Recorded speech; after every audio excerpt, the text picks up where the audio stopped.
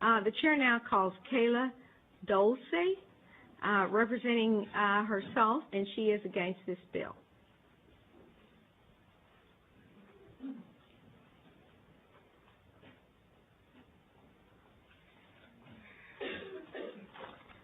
Hi, I'm Kayla Dulce. I live in District 17. My state representative is Tim Kleinschmidt, and I'm against this bill. Statistics show that unsafe abortions result in approximately 70,000 maternal deaths and 5 million hospitalizations globally each year. An estimated 44 million abortions are performed globally each year. Just under half of these are unsafe. These are some very good reasons it should stay safe and it should stay legal. We have the constitutional right to freedom. Making abortion illegal is stripping away our freedom. When Bristol Palin was pregnant with her son Tripp, she said in an interview, "This is my life and my decision. No one else has the right to speak on such a personal matter." Bristol's words ring very true. If a woman gets pregnant and chooses to abort the child, that should be her choice and hers alone. What if that woman was raped or the victim of incest? Should she really be forced to stare at that growing belly for 9 months and be taken back to that unfortunate night every time the baby kicks and moves? Abortions will still happen if they are outlawed, but they will not be safe and could cause death to that woman. I am 20 years old, meaning that my childbearing years lie ahead of me. When I was 10 years of age, I was diagnosed with leukemia, and I learned that due to the chemotherapy, I may not be able to have children. This does not mean I'm not going to try. So let's imagine for a moment that I get pregnant, but 22 weeks into my pregnancy, something goes amiss, and my baby is now dead inside of me. What am I to do? Do I have to give birth to this dead child? I can only imagine the agony one must go through if they must birth an already dead child. Texas is number 4 in teen pregnancies and number 1 in repeat pregnancies. If abortion is outlawed, these rates will only go up. Some of you may think, practice abstinence. That seems like an easy answer, right? Well, I should not have to practice abstinence if I choose not to, nor will I. And if I was to get pregnant by accident and wanted to abort the child, for whatever reason, that decision should be mine and mine alone. This very personal and private decision should not be up to a bunch of strangers that know nothing about me. Whether to abort a child or not should be up to the woman carrying said child, not any of you nor the state. This is a very personal and private decision, and it needs to stay that way. Let's make this personal. Think about the women you care about, sisters, nieces, daughters, granddaughters. Imagine they were to get pregnant by, let's say, rape, and they're scared and alone. She doesn't have the money, and she cannot facilitate raising this child on her own. She decides she wants to abort it. What is she to do? She and every other Texas woman should have the right to abort her child if she so decides. Like I said before, this is personal and it is private, and it should stay that way. It should not be the state's decision. It infuriates me that you are trying to make it that way. Just know that we are angry and we are watching. Thank you. Thank you, Ms. Dulce. Any questions, members? Thank you very much for being here. The chair now is going to call Lindsay Daniel, representing herself, and she is against the bill. Hi, thank you for allowing me to speak. My name is Lindsay Daniel with the Lilith Fund, and I would first like to thank Representative Farrar for her even-headed handling of this hearing. I am a constituent of Eddie Rodriguez in Austin, but I took the bus from Houston this morning to testify against this bill. Let's get a little clarification for the record here. On your witness affirmation, you're representing yourself. Yes, but I'm also a volunteer with the Lilith Fund. Are you representing them? No. Okay. Then we just want a record to be clear. So Miss Daniel is representing herself. Right. So anyways, I took the bus from Houston this morning to testify against this bill because I'm scared. Women who don't have the means to take care of a child understand what it's like to be that scared of a pregnancy. When I was 17, I was kicked out of my parents' house and still trying to finish high school, living on other people's couches and addicted to drugs. And do you know how scared I was when I missed my period that month?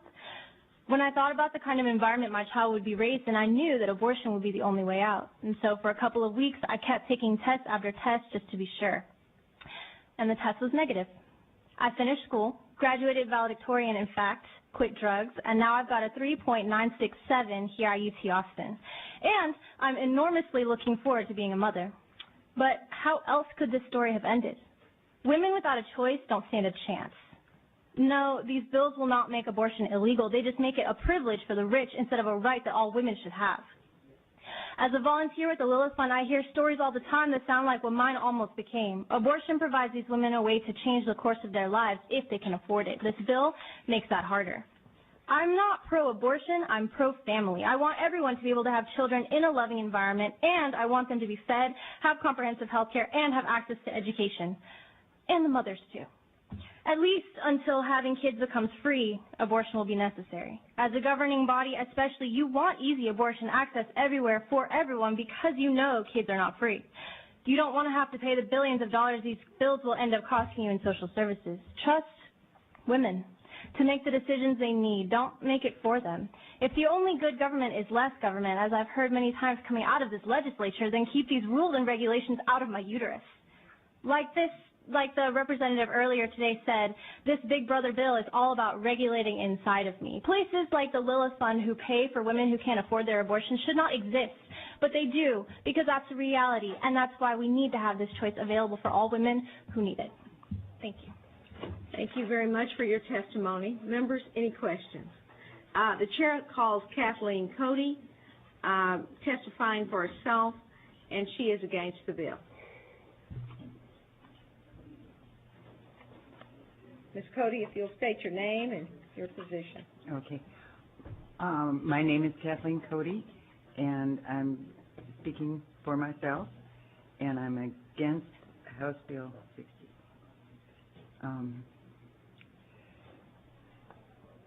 And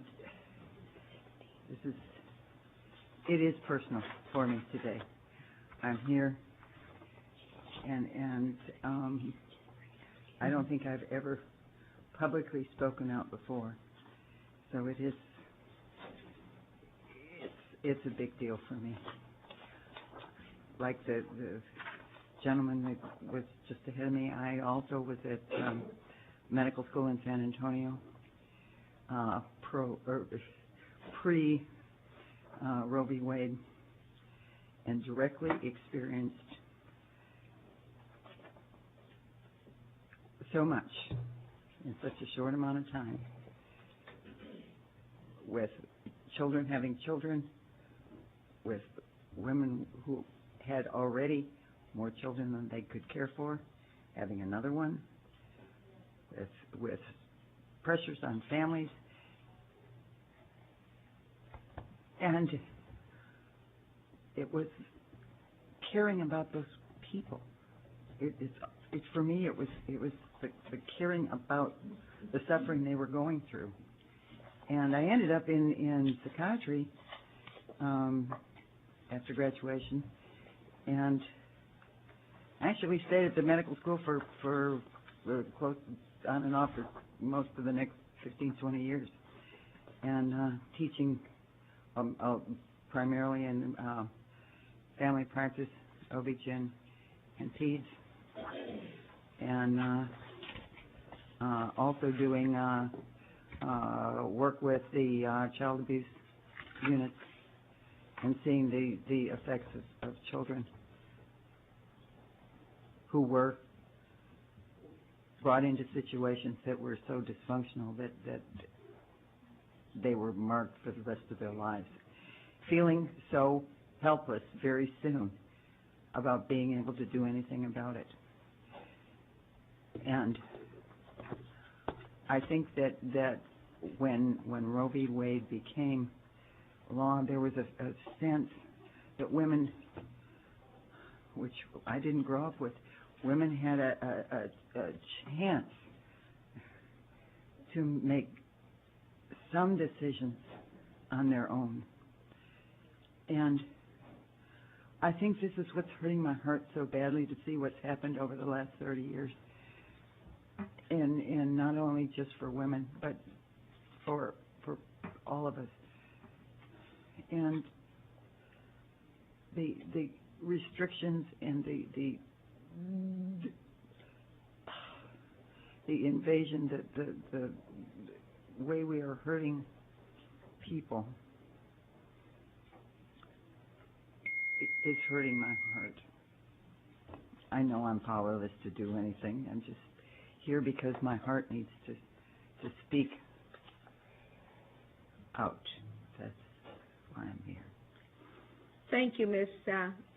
Cooper. And just for the sake of record keeping, you are testifying against House Bill 60. Yes. Okay. Representative Farrar has a question. Are you a psychiatrist, I understand? Retired. Retired, okay. Did you happen to see, I'm actually in the middle of reading this article from the New York Times Magazine. It came out this month, about a week ago. What happens to women who are denied abortions? And did you see it? No, I didn't. Okay. You might want to look at it because it touches, when you said that you've dealt with children who were born into, talks about for years into dysfunctional situations, and it opened my eyes to the issue of abortion as a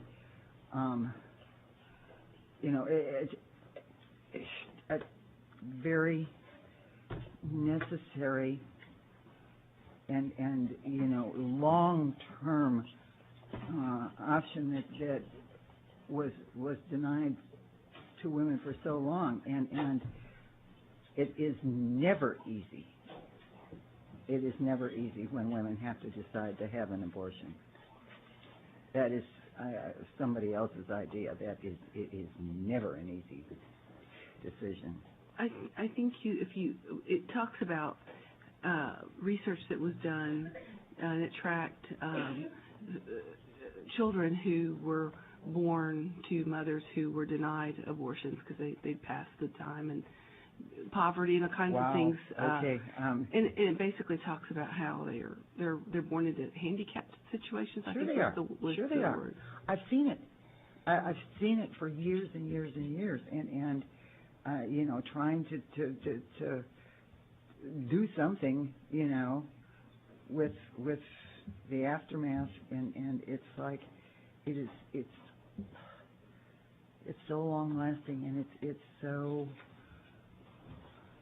impactful for long term, and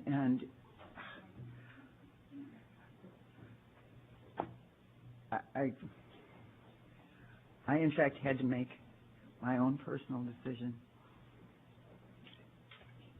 after 2 children in a situation that was untenable, and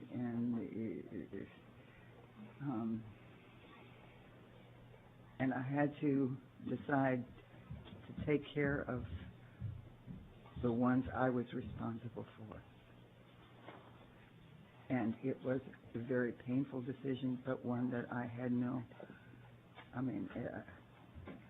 I knew I had to, because I was responsible to take care of the people that were already in my life. And I already had 2 children, and it was a decision that I didn't, I was grateful that I had gotten to the point where it was possible, because it was so close to when it wasn't an option. And so it's both professional and personal, and it's just finally important for me to at least speak from my heart. What's happened over the last 30 years, both to medicine and good people in medicine have been beaten down by all kinds of stuff like this, and not being able to provide true care for all kinds of interference from powers and all this other stuff. And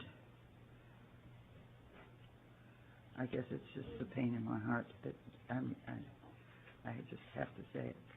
So I drove up from San Antonio, and I'm still here. So. Well, we thank you, Dr. Cody. The chair. Retired. Retired. I'm out. Okay. We thank you, Ms. Cody. The chair calls Stacey Cooper, who is testifying for herself, and she's against this bill. Good evening. My name is Stacey Cooper. I'm a constituent of Donna Howard of Austin, and I'm the mother of two children, including a young daughter who deserves to be raised with her reproductive health protected. I would like to start with a quote from Justice Ruth Bader Ginsburg. The decision whether or not to bear a child is central to a woman's life, to her well-being, and to her dignity. When the government controls that decision for her, she is treated as less than a full adult human responsible for her own choices. I would also like to share the words of Congresswoman Slaughter of New York. Now, in state houses all over this country and in governors' mansions and halls of Congress, the majority's anti-choice agenda is driven by men in blue suits and red ties who seem to believe that once they get elected to something, they have the right to play doctor. I would like to think about what they have done over the last years to remind my fellow American women. Already, because of the majority's efforts, women in 8 states are required to undergo an ultrasound before they can exercise their constitutionally protected right to safe and legal abortion. An ultrasound that is not medically necessary, an ultrasound that is not medically contradicted, and an ultrasound which they themselves are required to pay for. As we speak, the legislatures in the state of Wisconsin have passed a similar measure through the State House and are awaiting the enactment into law. Most telling right now is that more states have a waiting period for abortions than a waiting period to buy a gun. Let me say that again. More states have a waiting period for abortions, a constitutionally protected procedure, than they do to buy a gun. Now, here in Congress, these are still the words of Senator Slaughter. Now, here in Congress, the majority conducted a hearing in the Oversight Government Reform Committee last year that I've already spoken of. There are 5 men and 0 women. As you know, we have talked about Sandra Fluke and the hatred that was poured down on her when she wanted to speak. Such a cowardly move is an insult to the intelligence of women in America.